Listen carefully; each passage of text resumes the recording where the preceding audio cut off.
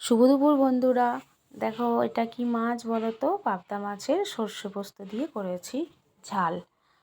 তো চলো আজকে দেখিয়ে দিই তোমাদের আমি কি করে করেছি। সবাই জানে, সবাই এইভাবেই করে সর্ষে পোস্ত দিয়ে পাবদা মাছ। তো কড়াইতে তেল দিয়ে দিয়েছি অনেকটা, তার মধ্যে মাছগুলো ভেজে নেব। এই মাছ ভীষণ ফোটে জানো তো। এমনি নর্মালি মাছ তেলাপিয়া বা কাটাপোনা এগুলো ভাজা যায়, কিন্তু এই বোয়াল মাছ আর এই পাবদা মাছ ভীষণ ফোটে। আমি এই পাবদা মাছ তো রান্না করি মাঝে মাঝে, খুব তেল ছেটে, এই জন্য এটা ঢাকা দিয়ে তারপরে ভাজি।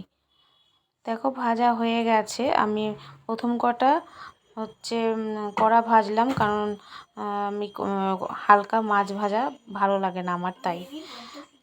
তো তেলের মধ্যে কালো জিরা ফোড়ন দিয়ে আমি তাতে সর্ষে পোস্ত বাটা আর লঙ্কা বাটা একসাথে দিয়ে দিয়েছি। এবার শুকনো নুন, হলুদ আর লঙ্কা, কাশ্মীরি লঙ্কার গুঁড়ো দিলাম যাতে কালারটা সুন্দর হয়। এবার এটা হালকা কষাবো, কারণ সর্ষে বেশি কষাতে নেই, তেতো হয়ে যায়।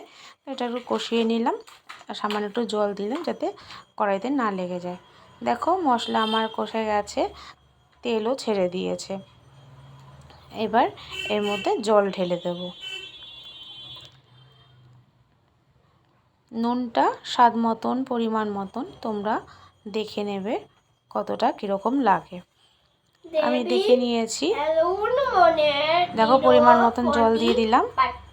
এটা একটুখানি ফুটবে, তারপর আমি মাছগুলো দিয়ে দেবো। দেখো ঝোলটা একটু ফুটে উঠেছে, আমি মাছগুলো এবার দিয়ে দেব। তারপর হালকা একটুখানি ফোটানো হয়ে গেলে মাছ ঝোল হয়ে যাবে, তরকারিটা নামিয়ে নেব। রোজ রোজ কি ভিডিও দেবো বুঝে পাচ্ছি না, তাই এক একদিন রান্নায় যা করি তাই ভিডিও করে ছেড়ে দিই। কী করব, ভিডিও করার তো কিছু খুঁজে পাই না, কন্টেন্ট খুঁজে পাই না, তাই রান্নাটা করতে পারি, রান্নার ভিডিওই ছেড়ে দিই। তো দেখো মাছটা ছেড়ে দিয়েছি, একটু ফুটে আসলে এপিট ওপিট করে এবার ঝোলটা নামিয়ে নেব। দেখো মাছের ঝোলটা আমার হয়ে গেছে, ব্যাস নামিয়ে নেব। দেখো বন্ধুরা, সকাল থেকে পড়তে বসিয়েছি একটা রচনা, এতক্ষণে মুখস্থ করলো, এখন লিখছে। এখন বাজে বেলা 1টা। আমি চান ঠান করে এসছি, এখন জোর জবরদস্তি লেখা করেছি। 1:15। ছেলে মেয়েদের পরীক্ষা মানে মায়েদের টেনশন, মায়েদের আরও চাপ কাজের। তো তোমাদের পাশে থাকতে পারছি না, একটু কম থাকছি, কারণ পরীক্ষা, আর পাশে না থাকলে না পড়াশোনা করতে চায় না।